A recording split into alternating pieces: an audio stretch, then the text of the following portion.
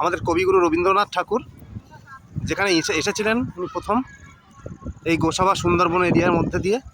আমি সেখানে আপনাদেরকে welcome to the my channel. আপনাদের সাথে আছি সুন্দরবন থেকে আমি রবিন। আপনাদের সুন্দরবনের কিছু অজানা জায়গা, যে জায়গা এখনো পর্যন্ত আমরা কিন্তু দেখিনি বা জানি না, সেই রকম ধরনের অজানা জায়গায় আমি আপনাদেরকে এই ভিডিওর মাধ্যমে দেখাতে চলেছি। তো চলুন একসঙ্গে বেরিয়ে আসি। তো আমরা এখন গোসাবা হাই রোড ধরে সোজা গোসাবা খেয়াঘাটে যাব।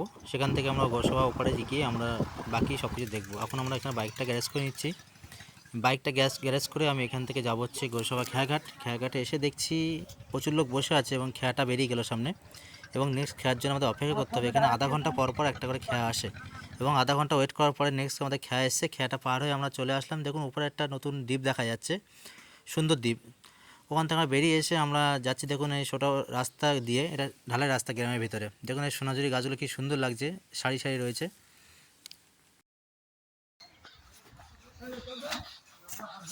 তো আমরা যাব এখন চণ্ডীপুর গোসাবা। পৌঁছে গেছি আমরা। সেই অনেকক্ষণ থেকে আমরা দীর্ঘক্ষণ ধরে আমরা অপেক্ষা করছিলাম এই গ্রামের মধ্যে পৌঁছানোর জন্য এসেছি, আপনাদেরকে দেখাচ্ছি। দেখুন খুব রানিংয়ে যেতে হচ্ছে, তার কারণ আবার আমি বাড়ি ফিরতে হবে, বোট পাবো না।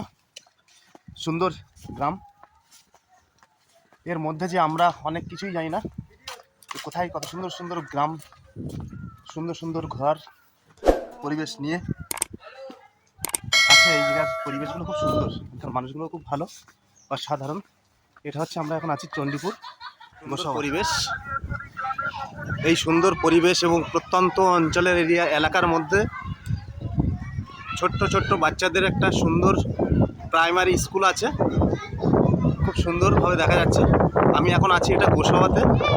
তা আপনাদেরকে আরও একটা ভালো জায়গায় নিয়ে যাব, যেখানে আমাদের কবিগুরু রবীন্দ্রনাথ ঠাকুর যেখানে এসেছিলেন উনি প্রথম এই গোসাবা সুন্দরবন এরিয়ার মধ্যে দিয়ে। আমি সেখানে, তো এখানে দেখা যাচ্ছে ইনি একজন যাচ্ছে, এনার সঙ্গে একটু দেখি, কিছু জিজ্ঞাসা করি এখানকার দিয়ে। আচ্ছা দিদি ভাই, এই যে এটা কিসের, কি আশ্রম? সৎসঙ্গ আশ্রম। আচ্ছা আচ্ছা, সৎসঙ্গ আশ্রম। দিদি ভাই একটু ব্যস্ততার মধ্যে আছে, উনি রাস্তার চলন্ত অবস্থায়। যেটুকু কথা বলার সুযোগ সুবিধা পেলাম, তো আমরা এগিয়ে যাব। এবার আমরা চলে যাব সেই ঠিক জায়গায়। আমাদের ভিতরে কিন্তু জঙ্গলের মধ্য দিয়ে আমরা যাচ্ছি, দেখুন আপনারা। বন্ধুরা তোমরা দেখতে পাচ্ছ কি সুন্দর আমরা এসে গেছি, যেখানে কবিগুরু রবীন্দ্রনাথ উনি এসেছিলেন। আপনাদেরকে একটু দেখুন, এখানটা এসেছিল।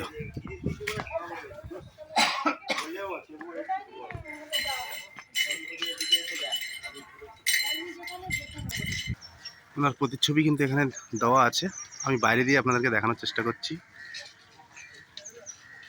দেখুন, যাই হোক চলুন নেক্সট আমরা এবার চলে যাব খেয়াঘাটে। নদীতে এই সময় জোয়ার চলছে, গাড়ি লাগবে, গাড়ি লেগে যাবে। তো গাড়িগুলো উঠছে, বাইকগুলো পারাপার করা হয় এখানে খুব রিকজনের মধ্যেই চলে।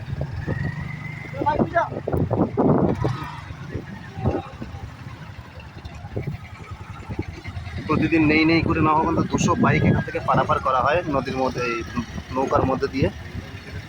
বড় নদী, নদীতে প্রচুর জল এবং ঢেউ হচ্ছে ভালো। এই সময়টা যাবো ওই দিকটাতে চলে যাব, যে দিকটা দেখা যাচ্ছে। আর আমরা এসেছিলাম এই দিক থেকে, আমরা এই দিকে চলে যাবো, ওই দিকে যাবো, একটু ওয়েট করতে হচ্ছে। যাই হোক যাবো সেদিকে, প্রচুর জল। সারাদিনে নেই করে না হোক এই ফেরিঘাটে অন্তত 1 লক্ষ মানুষ কিন্তু পারাপার করে। যেহেতু এখানে কোনো ব্রিজের সুবিধা নেই, এই জন্য এখানে কিন্তু নৌকার মাধ্যমে কিন্তু পারাপার করে। যে ভিড় দেখতে পাচ্ছি, এরকম ভিড় মনে হয় রেলেও হয় না। প্রচুর ভিড়। সেই ভিড়ের মাঝখানে ছোট্ট একটা জায়গায় আমি দাঁড়িয়ে আছি। দেখুন,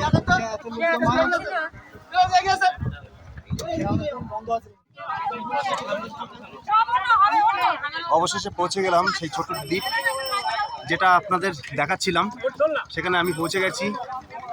তো এখন যাওয়ার একটা উদ্দেশ্য আছে, যেটা হচ্ছে বেলতলি। বেলতলি যাব, আপনাদেরকে দেখানোর জন্যই যাচ্ছি।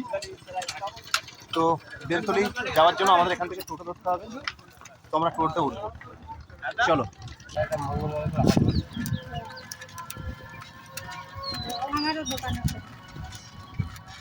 একদম পুরো জঙ্গলটাকে ঘিরে রাউন্ড দিয়ে, যেভাবে ঠিক দার্জিলিংয়ে পাহাড়কে ঘিরে রাস্তা তৈরি করা আছে, ঠিক জঙ্গলের ভিতর দিয়ে কিন্তু এভাবে সুন্দরভাবে কিন্তু একদম মানে কি বলবো, অসাধারণ অসাধারণ একটা দৃশ্য।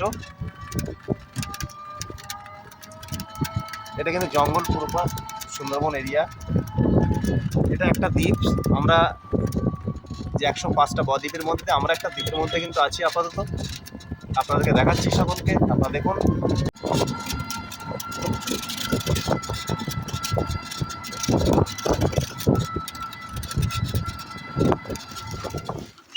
অবশেষে এসে গেলাম বেলতলি।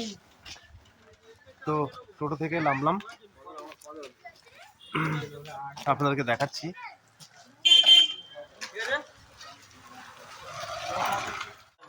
বেলতলি থেকে আমরা আবার একটা টোটো ধরলাম। শুনেছি রতনদাস মোড়, ওখানে নাকি সুন্দর সুন্দর এরিয়া এবং সুন্দর গ্রাম্য একটা পরিবেশ আছে। তো আমরা সেই জায়গায় যাব, আপনাদেরকে দেখাতে চলেছি। চলুন, ভালো একটা দৃশ্যমান জায়গা আপনাদেরকে নিয়ে যাব। দেখুন বন্ধুরা, কি সুন্দর পরিবেশ, কত সুন্দর লাগছে। আমরা বেলতলি এরিয়ার মধ্যেই আছি আমি। তো টোটোতে উঠে আমরা এরিয়াটা পরিদর্শন করছি। আপনারা দেখুন কি সুন্দর লাগছে, খুব সুন্দর পরিবেশ, অসাধারণ পরিবেশ এখানটা।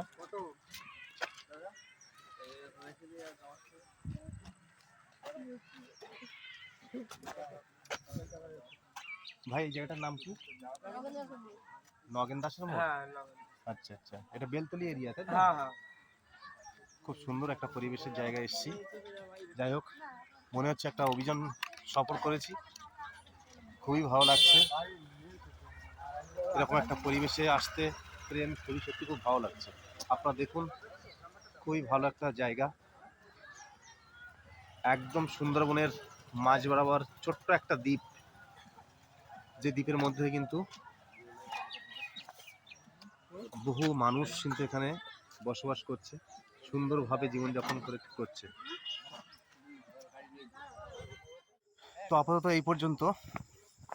সকলে ভালো থাকবেন, সুস্থ থাকবেন। আর সুন্দরবনের বিভিন্ন এরিয়ার এই রকম ধরনের ভালো ভালো ভিডিও দেখার জন্য আপনারা আমার চ্যানেলটাকে সাবস্ক্রাইব করে রাখবেন, ফলো করবেন এবং লাইক কমেন্ট শেয়ার করবেন। সকলে ভালো থাকবেন, সুস্থ কামনা করছি।